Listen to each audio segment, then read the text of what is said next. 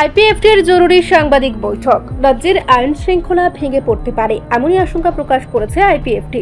সম্প্রতি 23শে আগস্ট আগরতলা শহরে উক্ত দলের এক জনসমাবেশ আয়োজিত হয়। সমাবেশের পর আজ শনিবার প্রথম রিভিউ মিটিং করা হয়। এই মিটিংয়ে উক্ত সমাবেশ নিয়ে বিস্তৃত আলোচনা হয় এবং রাজ্যের বর্তমান রাজনৈতিক পরিস্থিতি নিয়েও আলোচনা হয়। এছাড়াও উল্লেখযোগ্যভাবে আমরা বাঙালি নামক রাজনৈতিক দলকে নিয়ে তীব্র সমালোচনা করা হয়। আমরা বাঙালি সংগঠন সম্প্রতি কিছু উস্কানিমূলক বার্তা প্রেরণ করেছে এবং তার পাল্টা দিয়েছে তীব্রমথা, এমনই অভিযোগ করেছেন আইপিএফটির সাধারণ সম্পাদক স্বপন দেববর্মা। এর ফলে রাজ্যের আইন শৃঙ্খলা বিঘ্নিত হতে পারে বলে আশঙ্কা প্রকাশ করেছেন তিনি এবং তাদের পক্ষ থেকে পরিস্থিতি নিয়ন্ত্রণে রাখার জন্য মুখ্যমন্ত্রীর কাছে চিঠি দেওয়া হবে বলেও জানান তারা। এ নিয়ে আগরতলা প্রেস ক্লাবে গুরুত্বপূর্ণ বৈঠকে আইপিএফটির সাধারণ সম্পাদক স্বপন দেববর্মা আরও বলেন, বন্ধুদের, আজকে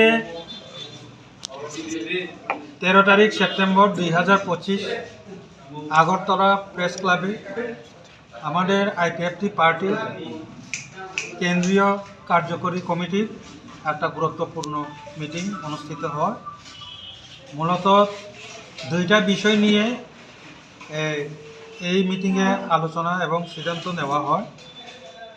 প্রথমটা হলো গত 23 তারিখ অগাস্ট 2025 আপনারাও জানেন যে আমরা বুজং চমুনিতে আমাদের যে ঐতিহাসিক ত্রিপুরাল্যান্ড স্টেটহুড ডিমান্ডে ত্রিপুরাল্যান্ড দাবি দিবস, যেটা আমরা একটা ঐতিহাসিক জনসমাবেশের মধ্য দিয়ে আমরা পালন করেছিলাম, সেটাকে নিয়ে যে আজকে রিভিউ মিটিং।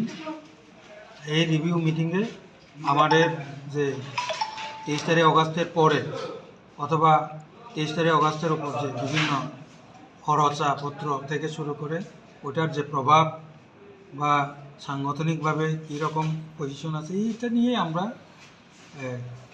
রিভিউ করেছি।